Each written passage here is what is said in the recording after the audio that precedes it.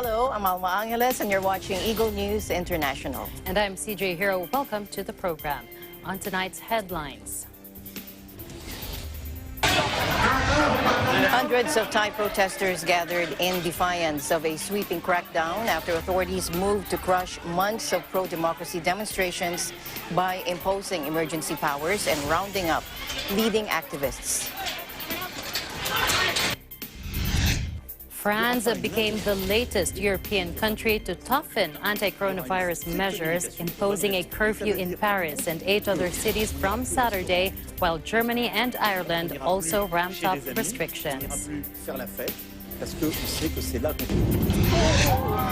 Hong Kong's budget carrier Hong Kong Express offers a flight to nowhere with an inaugural journey filled with members of the media and social media influencers. Passengers take in the view of Hong Kong from the skies for about 90 minutes as the terminal of the ground remains mostly empty.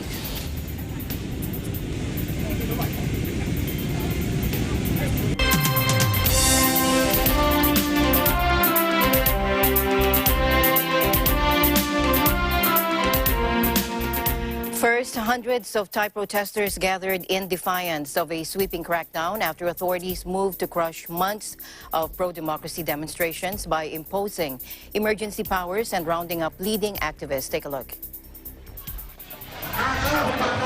Student leaders had earlier taken to social media to urge supporters to take to the streets. The government of Prime Minister Prayut Chan-o-cha, a former army chief who initially took power in a 2014 coup, has been the target of mounting student-led protests, which are also taking aim at Thailand's unassailable monarchy.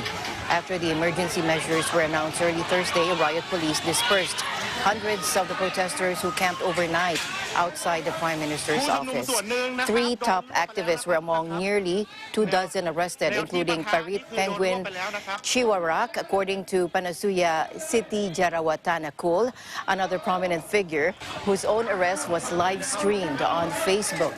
Anna Numpa, another leading activist, said he was forcibly taken by helicopter to Chiang Mai in northern Thailand without my lawyer, he said. Take a look.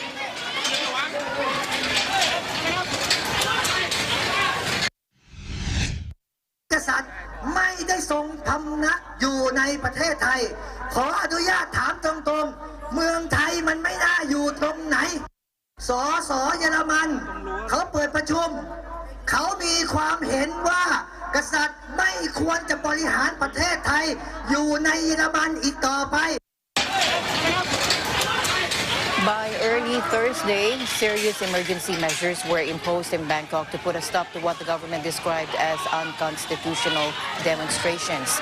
Partly inspired by the Hong Kong democracy protests, Thai activists are calling for a complete overhaul of the government of Premier Prayut Chan-o-cha, the former army chief who led the 2014 coup. The current protesters see Prayut's administration as only serving the elite. At the apex of power sits King Maha Vajiralongkorn, who has made unprecedented changes to the institution since ascending the throne in 2016.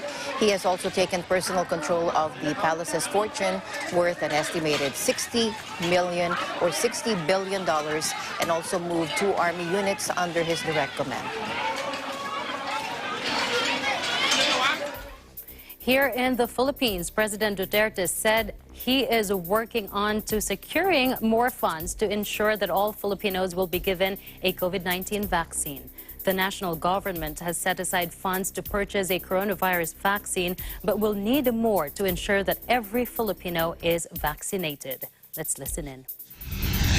But this I can assure you, again, na nakahanap na ako ng pera. I have the money already for the vaccine. But kahanap pa ako ng maraming pera because, you know, there are now 130 million Filipinos. And to me, ideally, all should have the vaccine, without exception. Again, mauna ang mga mahirap na walang pera, hindi makabayad. Ang listahan, yung doon sa pangtawid Duterte reiterated that the government would prioritize giving vaccines to the poor listed as cash beneficiaries under the Pantawid Pamilyang Pilipino program, or 4Ps. Next, he said, are the police and military, as they were among the frontliners in the fight against COVID-19. I want my soldiers, pati yung security forces ng bayan, mauna rin kasabay ng first batch kasi kailangan ko ng mga sundalo at police na ready, healthy at walang COVID. And they are really vital to the security of the state, for which reason they should be the first also. The president also revealed that he had a talk with outgoing Russian ambassador to the Philippines, Igor Kovayev, about the Russian vaccine Sputnik V. He said Russia committed to constructing a pharmaceutical plant in the country to produce the vaccines. If the schedule goes as planned, President Duterte said the Philippines could have a vaccine as early as April of next year. Meanwhile, France became the latest European country to toughen anti-coronavirus measures, imposing a curfew in Paris and 8 other cities from Saturday, while Germany and Ireland also ramped up restrictions. Take a look. Il n'y aura pas une interdiction de circuler entre 21h et 6h du matin.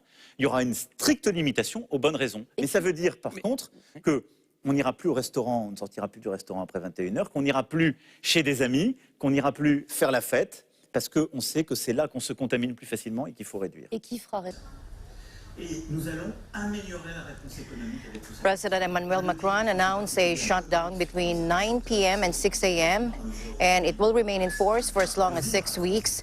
Other major French cities such as Lyon, the Mediterranean port of Marseille, and southwestern Toulouse will similarly impose curfews. With over 1 million coronavirus deaths and nearly 40 million cases worldwide, regions like Europe that suppressed the first outbreak are again facing tough choices on how to control a new wave without the economic devastation wrought by nationwide lockdowns. Residents of the French capital expressed resignation and worry. Take a look.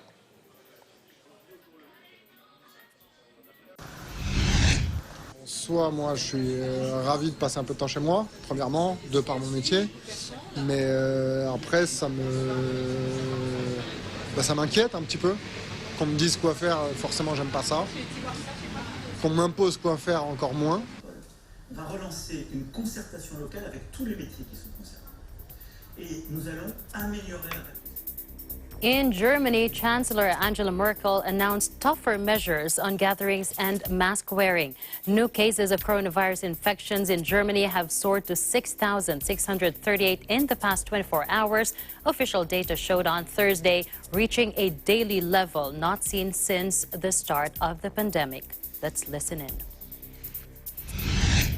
Da, wo 50 Neuinfektionen pro 100.000 Einwohner über 7 Tage sind, Kontaktbeschränkungen eingeführt werden, sowohl im öffentlichen Raum als auch im privaten, wenn es um Feiern geht.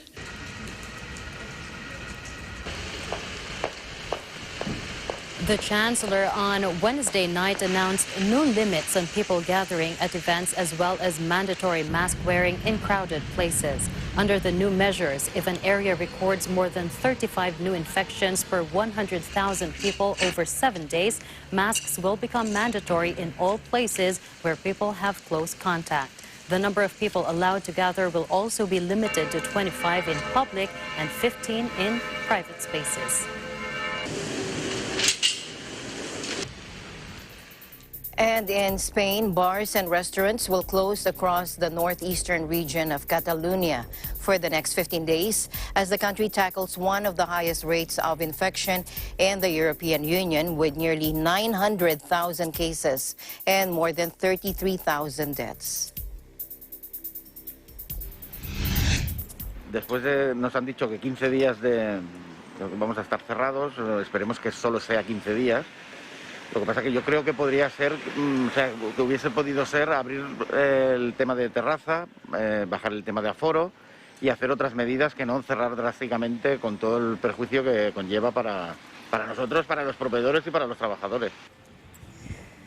Catalonia, a wealthy Spanish region which borders France, initially struggled with a rise in infections as the second wave took hold over the summer, but appeared to get a handle on the situation after ordering people to stay home in Barcelona and other cities.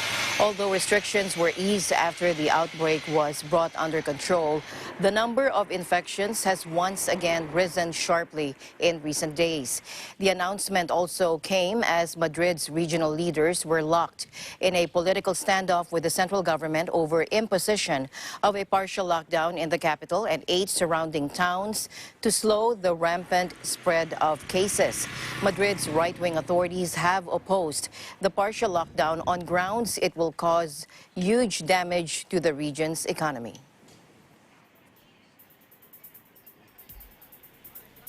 Meanwhile, Ireland will crank up coronavirus restrictions, Prime Minister Michael Martin said, announcing a raft of new curbs along the border with the British province of Northern Ireland.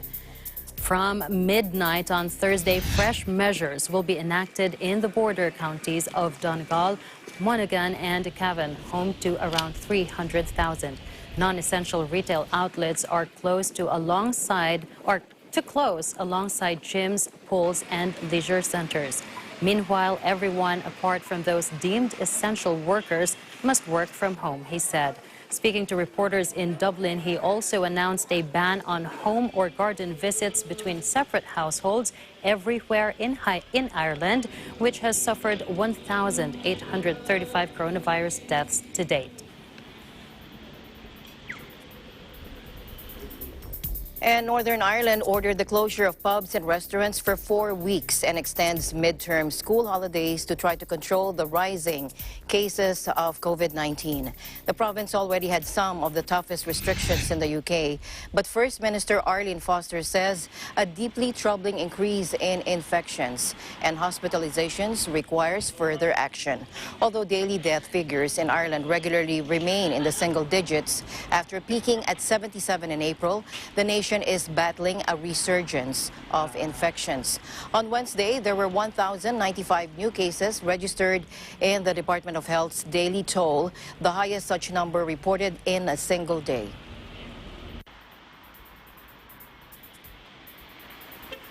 In other news, Dutch people have a last night out before police arrive to enforce new rules to curb a surge in coronavirus infections in the Netherlands, with all restaurants and bars closing their doors for 4 weeks. Let's listen in. No, but I have trust in the government. They have a vision where to go, and I trust them. So. Well, today's the last day. The shops and the cafes and the restaurants will be open. So yeah, my friend and I decided to go to the cafe for one last time. The Dutch government took a more relaxed line than its European neighbors for months, but has scrambled to control the second wave of the disease. After months when the Netherlands apparently got away with some of Europe's laxest regulations, Prime Minister Mark Rutte on Tuesday announced that the country would go into semi-lockdown, its strictest measures since March. Virus cases hit a record of more than 7,000 on Tuesday, making the Netherlands the country with the third highest infection rate compared to its population after Belgium and Czech Republic.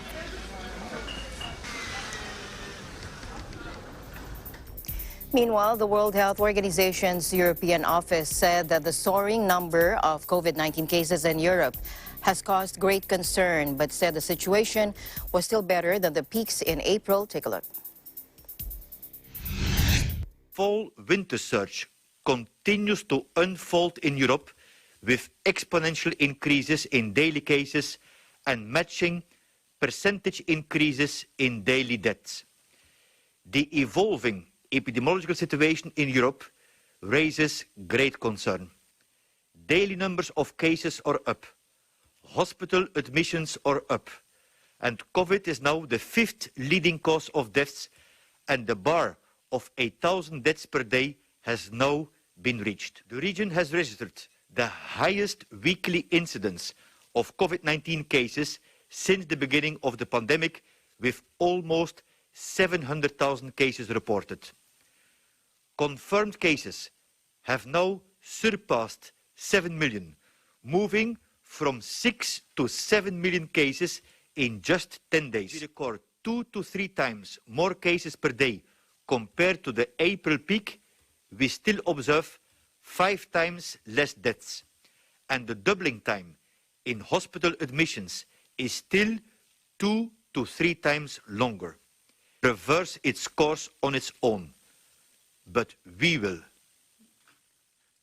A proportional and targeted response is the way forward. Measures are tightening up in many countries in Europe, and this is good because they are absolutely necessary. They are appropriate and necessary responses to what the data is telling us.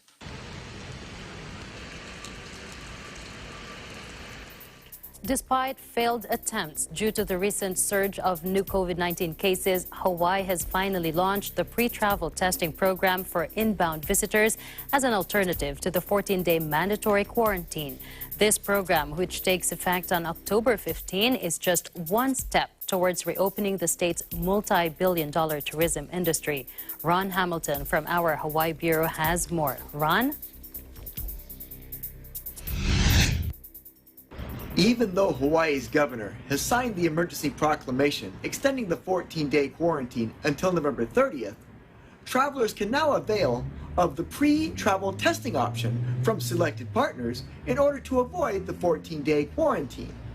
The pre-travel testing program will be implemented in all counties. This allows travelers to bypass the state's mandatory 14-day quarantine with a negative pre-travel test. There will be voluntary post-arrival tests for trans-Pacific travelers arriving on Kauai, Maui, and Hawaii counties. Kauai County has established a voluntary testing program on day 3 after arrival, and Maui County has also established a voluntary post-arrival testing program. Hawaii Island will require an antigen test for all arriving trans-Pacific travelers who are participating in the pre-travel testing program. The City and County of Honolulu is exploring its testing capacity for post-arrival testing. We are exploring a pre-travel testing partnership with Japan, and I hope to have more to announce on this soon. Governor Ige also announced some important developments on testing and contact tracing capacity to support the Aloha State's efforts to revive the economy.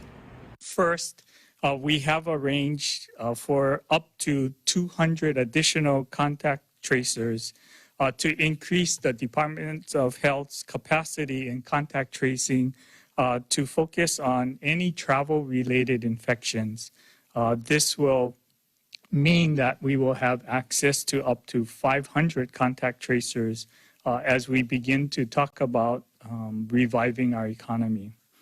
The second significant development is the agreement we've just completed to use $30 million in CARES Act funds to purchase additional test and testing equipment. This means we will have hundreds of thousands of additional tests that we can use to manage the virus in our community as we resume economic activity and school reopenings. At present, the state of Hawaii will only accept test results from selected testing and travel partners. 4 more have just been recently added. Those include Alaska Airlines, American Airlines, Bartell Drugs, and the Port of Oakland. There are now 17 trusted partners that can be used to get your pre-travel tests done prior to departure to come to Hawaii. Lieutenant Governor Josh Green provided some details on conducting strategic surveillance as an added measure to voluntary testing and contact tracing. They may receive a second test from the counties, and in addition to that, we will do strategic surveillance, which is up to 10% of all arrivals across the islands 4 days after they've come here. So there's a nice gap between the pre-test, which is within 72 hours of departure, and then after 4 days. We have partnerships with our trusted partners. We'll do this for 60 days, and it will be free. So this is meant to show that our testing program is working, as advised by many healthcare personnel across the state, HIEMA, Gov, me. So many people want to make sure this works very well. Finally, business leaders offered some friendly words of caution and patience for would-be visitors who might expect Hawaii tourism to be back to normal. Now, within the industry, clearly there's a lot of excitement. People who are furloughed in March are returning at this time and in the 2 weeks prior, being rehired into their jobs. That's not happening quick enough, it's not happening often enough, and it's not happening at scale. Certain businesses will remain closed during this time. Some have advanced their renovations schedule to move it up from 2022 to 2021 and fill this opportunity here. These are choices that each of these hotels and business enterprises are free to make. However, we are assured that there will be enough of an inventory to deal with the traffic that's anticipated between October 15th and the holiday season and year end. Meanwhile, residents here on Oahu are anticipating an announcement from Mayor Kirk Caldwell on whether or not more businesses will be allowed to reopen later this month. Reporting from Waikiki, Honolulu, Hawaii, this is Ron Hamilton for Eagle News. We live in interesting times. In other news, President Vladimir Putin announced that Russia has registered its second coronavirus vaccine, while the country reported a record number of new infections. Новосибирский центр «Вектор» зарегистрировал сегодня вторую российскую вакцину против коронавируса – «Эпивак Корона». Vector, a top-secret laboratory in the Siberian city of Novosibirsk, conducted biological weapons research in the Soviet era and stockpiles viruses ranging from Ebola to smallpox. Now, President Putin's announcement came after he said in August that the country had registered its first coronavirus vaccine called Sputnik V, which is yet to complete its final stage of testing. The new vaccine triggers an immune response using synthetic virus proteins, while Sputnik V uses adapted adenovirus strains, a virus that causes the common cold. Deputy Prime Minister Tatiana Golikova said during the conference with President Putin that the vaccine showed a fairly high level of safety. It will now move on to post-registration trials involving some 40,000 volunteers. Meanwhile, in the U.S., President Trump agreed to do an NBC News town hall tomorrow night, while Democratic rival Joe Biden is doing one on ABC after their second debate was called off. NBC said Trump and the NBC host will be socially distanced at the outdoor venue, and the audience will wear safety masks. Biden has been frequently testing for coronavirus and reporting negative results since Trump's illness. NBC said that Mr. Trump agreed to be submitted to an independent coronavirus test, and Dr. Anthony Fauci concluded that he's no longer contagious. Staying in the U.S., President Donald Trump's teenage son, Barron, contracted COVID-19 after both his parents tested positive. But it's now negative, according to his mother, First Lady Melania announced. She said the 14-year-old never had symptoms and has since tested negative. He has since tested negative, she wrote in an essay entitled My Personal Experience with COVID-19. The First Lady wrote, in one way, I was glad the three of us went through this at the same time so we could take care of one another and spend time together. Russia reiterated its appeal to Armenia and Azerbaijan to stop fighting over Nagorno-Karabakh. The Kremlin said Russian President Vladimir Putin on Wednesday called for an international cooperation to end fierce clashes over the disputed Nagorno-Karabakh region in Azerbaijan during a telephone call with Turkish President Recep Tayyip Erdogan. Fighting escalated in the disputed region as the two sides accuse each other of breaking a ceasefire. Moscow is attempting to broker in a ceasefire ever since the fighting erupted a week ago. In other news, the oxygen supply system has failed in a module on the Russian segment of the International Space Station. But the crew is in no danger, according to the Russian space agency Roscosmos. A Roscosmos spokesperson told AFP that the oxygen supply system on the Zvezda module on the orbital lab failed late on Wednesday, but a second system on the American segment is operating normally. Nothing threatens the security of the crew and the ISS, according to the spokesperson, adding this repair work to fix the issue would be carried out on Thursday. The issue arose after 3 new crew, 2 Russian cosmonauts and an American astronaut, reached the ISS on Wednesday to bring the number of current crew on board to 6. The crew believe that they have now found the source of the leak. The Roscosmos spokesperson said that they would receive precise instructions from Mission Control to carry out future work on the problem.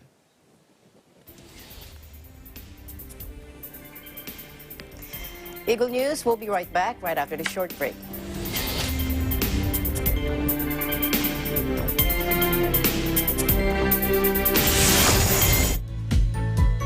The Bulacan Bulk Water Project is a treatment facility that will provide bulk water to the 24 municipalities of Bulacan to meet the increasing water demand of its residents. Through concessionaire, SMC Infrastructure also initiated the significant improvements of the Manila North Harbor Port, the country's busiest port.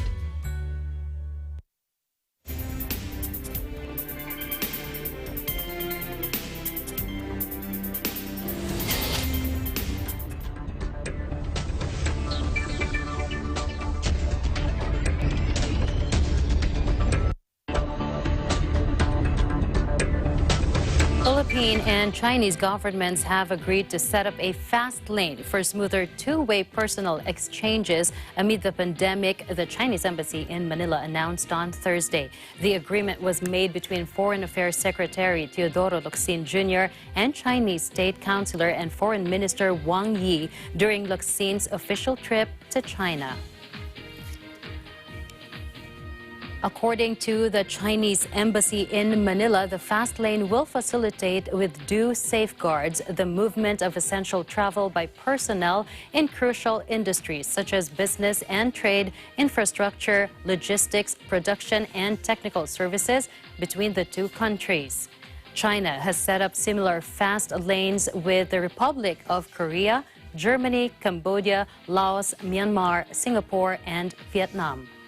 Several countries, including China and the Philippines, were forced to close their international borders to foreign visitors due to the coronavirus outbreak. Last month, China began to allow foreigners with valid residence permits for work, personal matters, and reunion to enter the country without needing to reapply for new visas. And Hong Kong's budget carrier HK Express joined airlines offering flight to nowhere on Thursday with an inaugural journey filled with media and influencers, sparking criticism from environmentalists. A preview flight carrying around 110 passengers took off on Thursday afternoon, circled Hong Kong, and returned 90 minutes later. With the aviation industry in deep crisis, several carriers, including in Australia, Japan, and Taiwan, have been offering short flights that start and end at the same airport to raise cash. But the carrier described the flight as a refresher for when travel restarts in earnest. You can see this as a warm-up exercise for passengers to get ready for the new normal, according to Iris Ho, Public Relations Officer at the Hong Kong Express. HK Express also said it would offer 3 nowhere flights in November at a price of 388 Hong Kong dollars, about $50 US, considerably cheaper than similar sightseeing flights by other airlines. Tickets have already been sold out. Passengers will be seated apart to employ social distancing. No food will be provided, and all magazines are taken away. Hong Kong and Singapore on Thursday said they had agreed in principle to set up a bubble allowing residents to travel freely between the two financial hubs as long as they test negative for the coronavirus. The announcement is a rare moment of good news for a tourism industry battered by the pandemic and offers a glimpse into how places with less severe outbreaks might be able to safely restart some travel. The two cities released joint statements announcing the deal, which they said would be implemented within weeks. The joint statement said there would be no limit on what type of travel will be allowed between Hong Kong and Singapore, meaning tourists will be as welcome as business travelers. Those traveling between the two hubs will need to have a negative coronavirus test result and travel on dedicated planes. They will not need to quarantine for a period of time on arrival. No transit passengers will be allowed on board the travel bubble flights. Hong Kong's government has said it is seeking to form travel bubbles with 10 other destinations, which include Australia, France, Germany, Japan, Malaysia, New Zealand, South Korea, Switzerland, Thailand, and Vietnam. In other business news, Jollibee Food Corp's Chicken Joy has landed 4th in the best fast food fried chicken list released by the U.S.-based online magazine redbookmag.com in celebration of National Fried Chicken Day in the U.S. Chicken Joy beat its other competitors that included some established fast food giants in the U.S. such as McDonald's and KFC, according to the Red Book magazine article titled "The Best Fast Food Fried Chicken Ranked." Jollibee has 45 stores in the U.S. and will open more branches in Florida, New Jersey, New York, Maryland, Texas, Nevada, California, and Hawaii.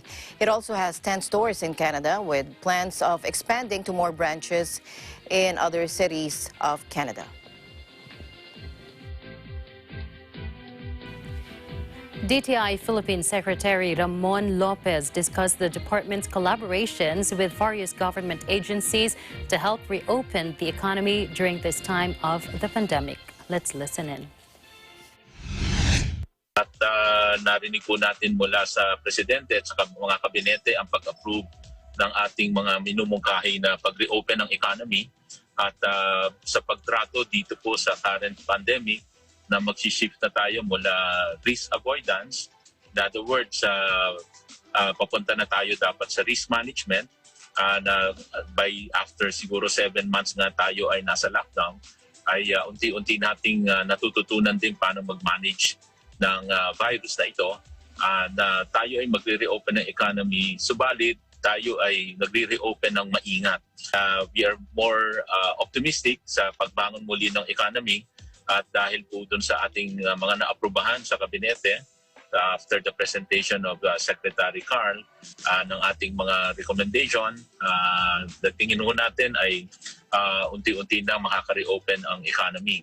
Kasama po dito yung pagbawas po ng curfew, at least maiklian na po sana or hopefully mga ibang LGUs totally ma-remove, matanggal na po yan. Pag-reopen ng mga iba pang sector, gawing lalo na kung mga kainan ay ito i-allow kahit 24 hours, lalo na sa delivery at saka pati dining para dun sa mga night shift, may makainan sila. Yo, what's up, guys? At pagkatapos po ay yung sa transportation ay inallow na po yung one seat apart. So ito po yung mga developments that will increase yung economy, that will increase transportation capacity. At tuloy naman po yung ating mga programa para sa mga micro SMEs na dahil sa bayanihan 2 ay nadagdagan po ang pondo at makakapagpautang pa po tayo sa mas nakararami pang mga micro-SMEs. Kasama na rin po ang mga micro-SMEs sa tourism sector na talagang naapektuhan po ng pandemic na ito. So, yun po yung mga magaganda pong mga naaprobahan natin na sa tingin natin makakatulong sa pagbangon muli ng ating ekonomiya at pagbabalik trabaho at pagbabalik income ng ating mga kababayan para makaahon tayo uli mula sa kahirapan.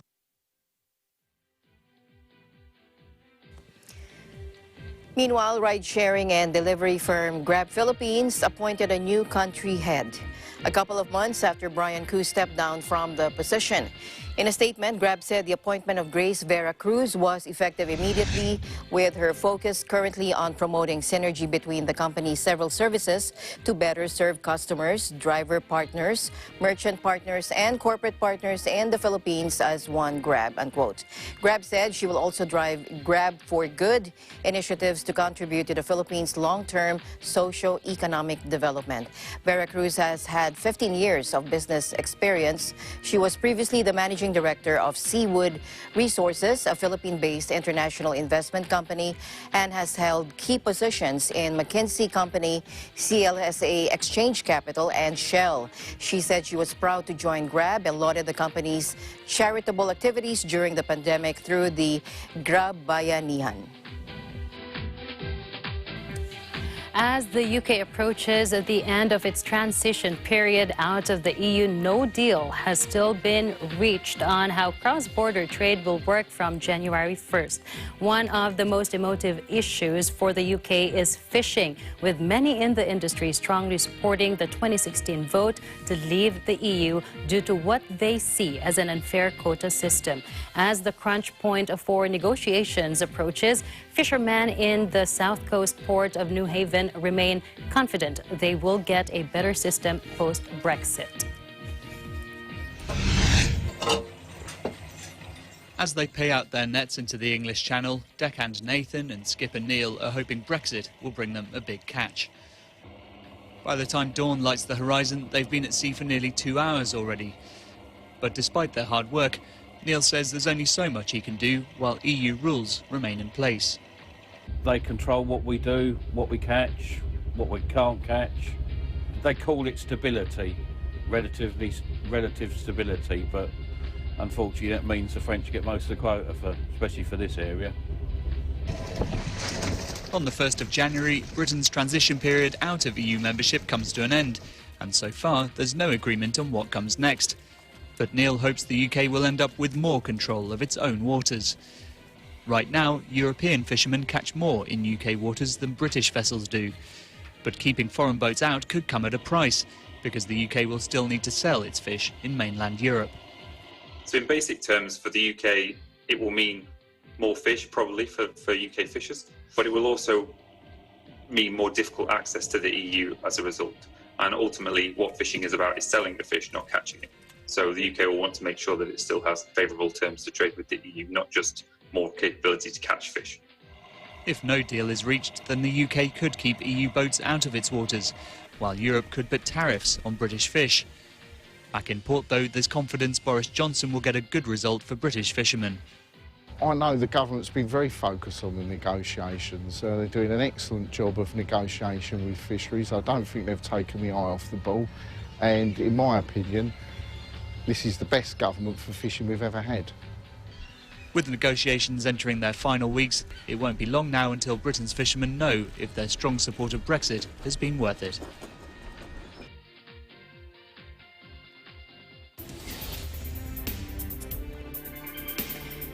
We have more news coming up. Please don't go away.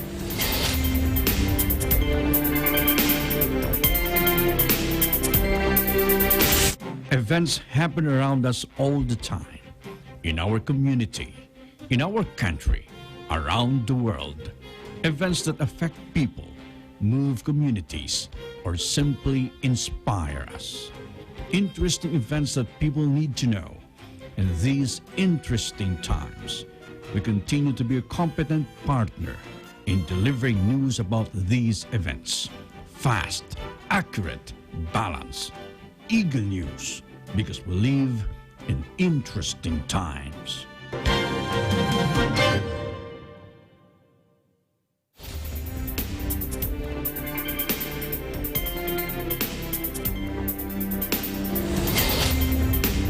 And we're still following the developments out of Thailand. Take a look at these recent pictures and video images from Thailand. Take a look. A student-led pro-democracy movement has gathered pace across Thailand for the past 3 months, with activists making unprecedented calls for reforms of the kingdom's unassailable monarchy. The protesters are rallying against the government of Prime Minister Prayut Chan-o-cha. The former army chief led a coup in 2014 and kept the kingdom under military rule for 5 years now. Prayut was voted in to lead a civilian government, a win analysts say was tilted by the new charter's provision. Protesters are saying that the whole process was a stitch-up and are now calling for parliament to be dissolved, the constitution rewritten, and an end to the harassment they are facing. Daring to take on the taboo topic of the monarchy is also a first under the constitution. The royals, including super-rich King Maha Vajiralongkorn, are supposed to stay out of politics, but they wield enormous clout. Since the king took the throne in 2016, he has made unprecedented changes, taking direct control of the palace's fortune and moving 2 army units under his command. At his side are also the arch-royalist military and powerful billionaire clans.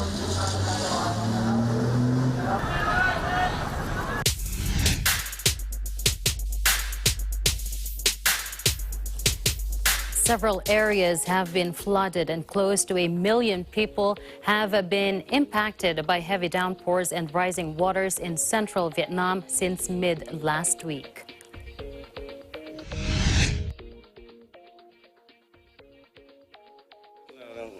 Thiệt hại quá nặng nề, chứ cũng khó mà giải quyết được vì phương tiện đi lại, cách làm ăn, nước kiểu như thế làm xong. Đồ đạc thì lụt cả rồi. Được cả công việc thì nếu con lụt thì chỉ có nhờ chiếc ghe đi thì ngủ như chiếc ghe để con phương tiện đi lại, không có thể đi lại để làm ăn được. Chứ nơi đây thì lụt phải chôn đoàn rồi, chứ nghe lụt là sợ rồi. Chín thiệt hại quá nhiều rồi. At least 36 people have died and 30 still missing due to the flood, according to Vietnam's Disaster Management Authority. Elsewhere across the central region, villages and rice fields were submerged, with relief workers resorting to makeshift boats and canoes to deliver food and bottled water to those stuck in flooded homes. North central Vietnam was also hit by severe weather on Wednesday as Storm Nang Ka made landfall. Forecasters said it could bring further rain in the coming days, while warning another storm was expected to form and make impact this weekend. Vietnam is prone to natural disasters and is often affected by more than a dozen storms each year, regularly bringing flooding and landslides.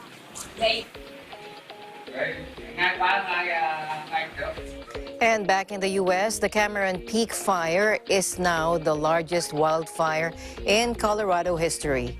The Cameron Peak Fire has grown more than 20,000 acres over the last day and has now surpassed another 2020 fire, the Pine Gulch Fire, for the largest in the state's history. Authorities said it's now 56% contained. No injuries or deaths have been linked to the record-setting blaze. The Associated Press reported that some mandatory evacuations have been ordered and mandatory evacuation zones for the first time extended to the foothills just west of Fort Collins, but the city wasn't considered at risk. The Cameron Peak Fire started on August 13 in the Arapaho and Roosevelt National Forest, according to fire officials. A cause is still under investigation.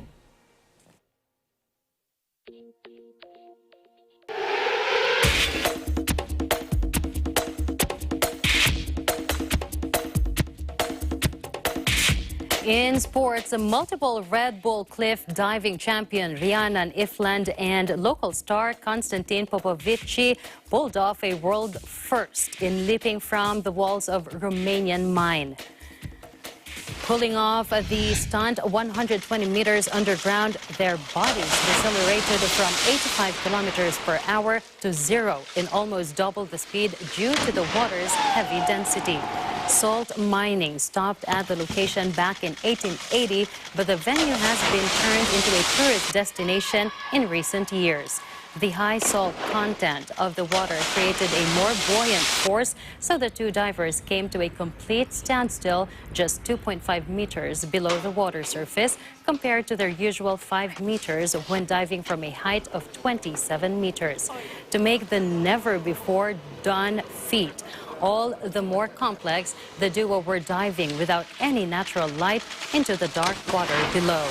Both are hoping for a return to the Red Bull Cliff Diving series despite the current global uncertainty. A revised calendar is expected early next year.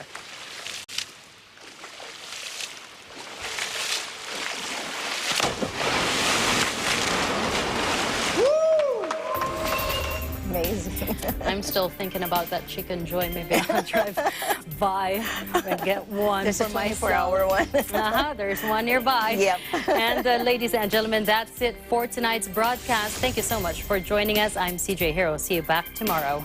And at the end of the day, there remains so much more to be grateful for. I'm Alma Angeles, and we live in interesting times.